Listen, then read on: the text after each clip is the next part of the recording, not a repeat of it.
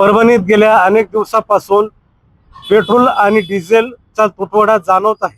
मी परभणी शहरातील वसमत रोड परिसरात असलेल्या एच पी पेट्रोल पंपवर असून या ठिकाणी आपण बघतोय डिझेल आणि पेट्रोल स्टॉक नाहीये म्हणून अशा आशयाचा बोर्ड लावलेला आहे.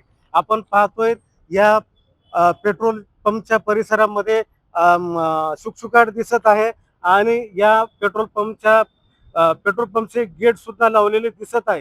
गेल्या 8-10 दिवसापासून शहरामध्ये पेट्रोल आणि डिझेलचा तुटवडा असल्यामुळे नागरिकांना याचा नाहक त्रास सहन करावा लागत आहे.